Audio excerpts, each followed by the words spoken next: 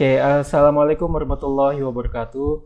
Adik-adik mahasiswa yang mengambil mata kuliah offshore banking, pada pertemuan kita kali ini kita akan membahas tentang money laundering atau pencucian uang. Jadi sebelumnya kita juga sudah membahas tentang tax haven atau kebijakan suaka pajak ataupun pembebasan pajak kepada nasabah yang berada atau menabung di suatu offshore bank yang ada di suatu negara yang memberlakukan kebijakan tax haven ini. Dan sekarang kita akan membahas salah satu kejahatan. Sebelumnya kita juga sudah membahas bahwasanya salah satu kejahatan yang terkait dengan kebijakan tax haven itu adalah money laundering. Nah, sekarang kita akan membahas tentang money laundering itu sendiri. Pada pembahasan money laundering ini, kita akan membahas setidaknya ada 4 sub pembahasan. Yang pertama adalah definisi money laundering atau pengertian dari pencucian uang ini. Kemudian yang kedua adalah proses dari pencucian uang atau money laundering.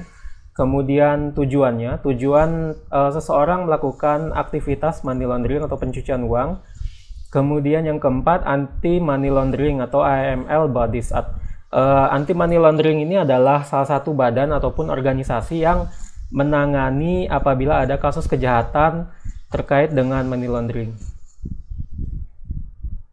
Nah, di sini bisa kita lihat ya, apakah money laundering pencucian uang itu dengan menggunakan menggunakan air? Ya, tidak seperti itu ya. Walaupun ada dua kata dasar di sini, ada money dengan laundering. Money itu artinya uang, kemudian laundering itu pencucian. Nah, yang dimaksud dengan pencucian uang di sini adalah kejahatan keuangan yang dilakukan oleh seseorang untuk menutupi tindak kejahatan atau transaksi ilegal yang telah dilakukan. Itu secara sederhananya suatu aktivitas money laundering itu dapat didefinisikan seperti yang tadi yang sudah saya jelaskan. Nah, di sini bisa dilihat ya untuk definisi money laundering itu sendiri, suatu aktivitas atau transaksi keuangan yang menghasilkan aset atau nilai yang legal dari aktivitas atau transaksi keuangan yang ilegal secara hukum. Nah, di sini ada dua kata kuncinya. Yang pertama adalah suatu aktivitas atau transaksi keuangan yang menghasilkan aset. Jadi money laundering ini menghasilkan suatu aset atau nilai yang legal. Jadi dia menghasilkan aset yang legal seperti misalkan dia membelikan tanah, membelikan emas, karena tanah dengan emas itu kan adalah aset-aset yang legal yang diperbolehkan pemerintah untuk dimiliki oleh perseorangan. Nah, kemudian kata kunci yang kedua, transaksi keuangan yang ilegal secara hukum. Jadi sebelum dia membeli aset yang legal tersebut, baik itu emas, tanah atau yang lainnya, bisa juga saham. Nah, dia melakukan suatu transaksi keuangan yang ilegal. Contohnya, misalkan dia melakukan human trafficking atau perdagangan manusia juga bisa ya, perdagangan manusia. Kemudian dia melakukan tindak pidana korupsi. Nah, itu kan salah satu keuangan yang ilegal, transaksi keuangan yang ilegal secara hukum yang ditetapkan oleh pemerintah. Kemudian dia dengan uang tersebut dia melakukan money laundering dengan cara membeli aset yang legal yang diperbolehkan pemerintah suatu negara. Nah, di sini udah dijelaskan juga ya, praktek money laundering adalah praktek dalam transaksi keuangan yang bertujuan untuk mengelabui pihak atau otoritas keuangan dalam melakukan pelacakan atau tracing terhadap identitas dari sejumlah uang yang dimiliki oleh seseorang. Jadi tujuannya itu adalah mengelabui pihak yang berkepentingan. Salah satunya adalah pemerintah untuk melakukan pelacakan terhadap identitas dari uang yang dia miliki itu. Nah, jadi kalau misalkan dia sudah membelikan tanah, membelikan emas atau melakukan penyimpanan dana di suatu bank, itu akan kesulitan dengan adanya aktivitas money laundering ini. Pemerintah akan kesulitan melacak apakah uang tersebut merupakan hasil transaksi legal ataukah tidak. Praktek ini banyak ditemukan pada aktivitas underground ekonomi yang ilegal. Seperti, nah di sini ada beberapa beberapa transaksi keuangan yang ilegal yang sebelumnya sudah kita bahas. Ada yang pertama adalah jual beli senjata, itu termasuk yang ilegal kecuali pemerintah sudah memperbolehkan, atau ada badan yang sudah diperbolehkan pemerintah untuk melakukan transaksi jual beli senjata tersebut.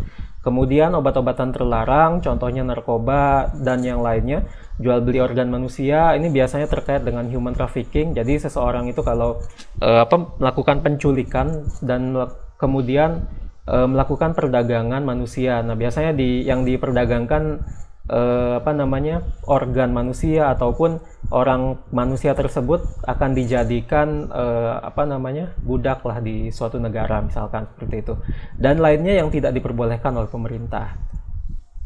Nah, ini kalau proses money laundering tadi sudah sudah saya jelaskan juga ya.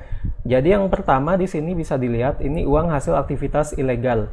Nah, uang hasil aktivitas ilegal ini bisa berasal dari beberapa kejahatan yang sudah saya jelaskan tadi.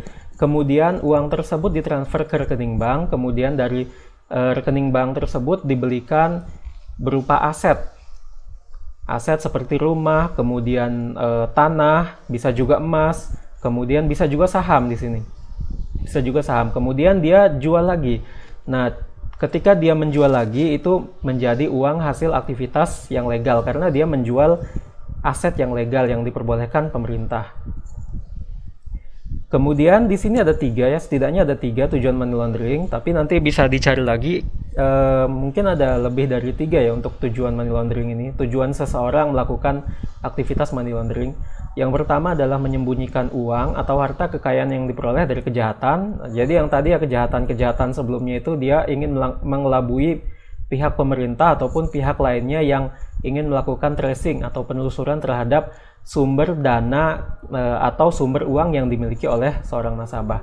Kemudian menghindari penyelidikan dan atau tuntutan hukum. Kemudian yang ketiga meningkatkan keuntungan.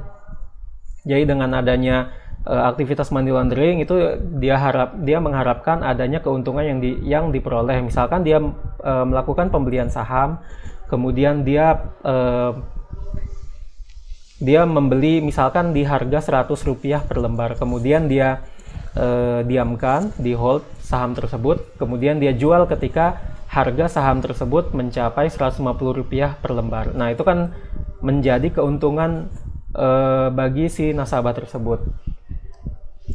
Kemudian di sini ada anti money laundering atau AML bodies. Jadi ada satu badan, sebenarnya ada beberapa badan ya di seluruh negara, di seluruh dunia itu ada beberapa badan yang mengatasi atau mencegah terjadinya tindak kejahatan money laundering ini. Nah, ini salah satunya Financial Action Task Force atau FATF.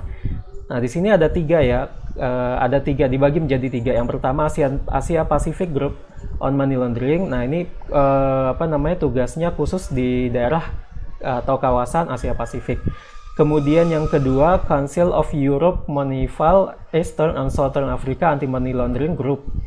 Nah, ini kalau yang kedua ini dia bertugas di Eropa, kemudian di Timur Tengah dan Afrika Selatan. Kemudian yang ketiga Financial Action Task Force on Money Laundering in South America. Ini kalau yang ketiga ini bekerja di wilayah Amerika Selatan.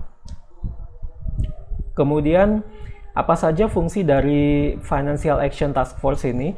Ada tiga, setidaknya sini ada tiga. Yang pertama adalah memonitor kemajuan anggota FATF dalam melakukan pemberantasan money laundering. Jadi tiga badan yang tadi atau tiga pecahan dari FATF tadi dia akan dipantau oleh FATF atau Financial Action Task Force ini. Kemudian yang kedua melakukan kajian berkaitan dengan money laundering. Jadi misalkan ada update terbaru bagaimana proses-proses money laundering yang kontemporer atau yang terbaru, atau bahkan yang paling canggih yang pernah dilakukan oleh seorang nasabah. Nah, di situ akan melakukan kajian-kajian berkaitan dengan proses money laundering yang sudah dilakukan oleh nasabah. Kemudian yang ketiga adalah melakukan sosialisasi pelaksanaan standar anti money laundering AML kepada masyarakat internasional. Ini melakukan sosialisasi kepada masyarakat ya terkait dengan anti money laundering dan hal-hal yang berkaitan dengan money laundering.